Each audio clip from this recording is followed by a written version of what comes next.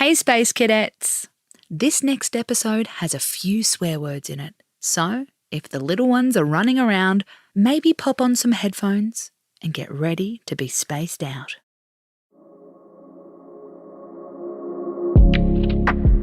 Good morning, I'm Casey Donovan. Together with the words of Amy Malloy, welcome back to another episode of The Space, a mindfulness podcast that's not like the others. We know it's Monday. You might be feeling fragile. Well, think of us as your hype-up girls. We're here to give you a much-needed pep talk to help you feel better about the big week ahead of you. Here's a sentence that can twist our stomach into knots. Can we give you a bit of feedback? We know feedback is necessary, especially in the workplace. We know it helps us to progress and to become better professionals. But it still has the power to make us feel like a child in the classroom. Please don't tell me I'm wrong. Please don't tell me it's bad. Please don't crush my hopes and dreams in a second with one sentence. We might look like grown-ups, but we are fragile. Please don't hurt me. We're sorry to every boss that is listening. We don't want to make you feel bad. You're doing it, hopefully, with our best interests at heart. But feedback is a bitch. Constructive criticism can really crush us. It's also extremely necessary. So how can we learn to embrace it and even crave it? According to Holly Ransom, author of the book The Leading Edge, staying hungry for feedback is key to dreaming big and sparking change in our careers. The problem is, we all tend to cling to it. It's funny how feedback sticks with us, says Holly. It seems we wear criticism like scars, whereas compliments just seem to brush past us.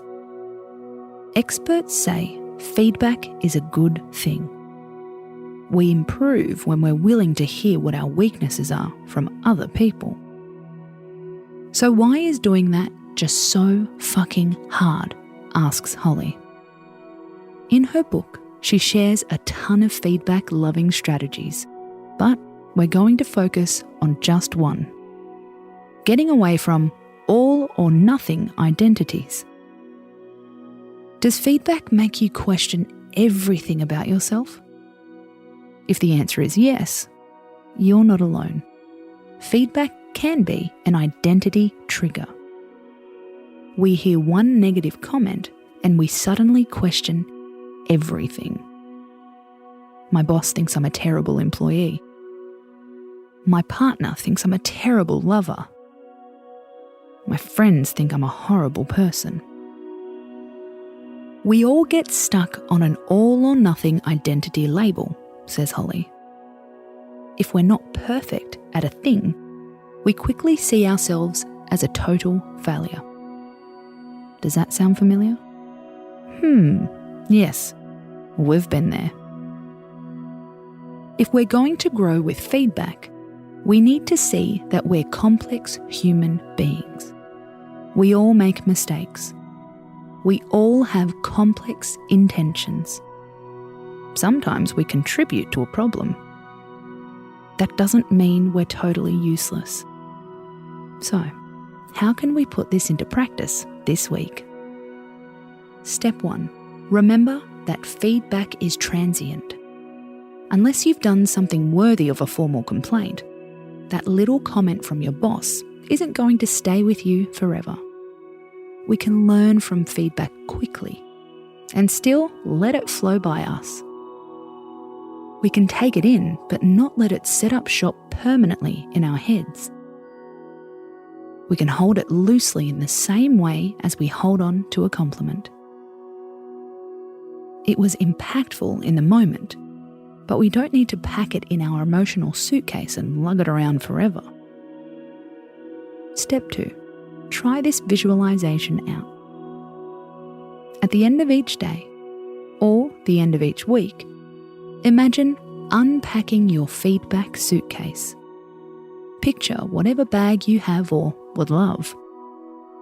See it cluttered with feedback and also some compliments. Sort it out mentally in your mind. Put aside anything you don't need to carry. Store a compliment in your pocket. File away useful feedback. Give it a good sort out. Don't let it all fall into clutter and disarray. It's amazing how a meditation like this can really help you. Step 3. Get away from that all or nothing identity. Just saying one of these sentences to yourself whenever you have a feedback hangover can make a huge difference. Repeat after me. I'm a great employee with room to grow. I'm excited to improve my skills and my knowledge.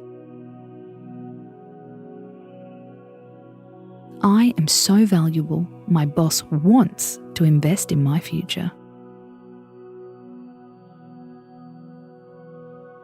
We can flip our mindset to see feedback as a good thing.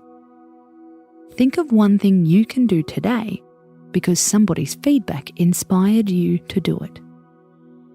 So, here's your challenge for the next 5 days. Go and seek out feedback on purpose. Yeah, go on, we dare ya. You can do it. Just remember this. You are an awesome employee. You are a kind and loving friend. You are a fox in the sack. That doesn't mean you have to be perfect. The best feedback can make you even more fabulous. I'm Casey Donovan and you've been listening to The Space, a podcast written by Amy Malloy. We're back tonight with a question to think about. What about my dickhead boss? You don't want to miss that. Space out.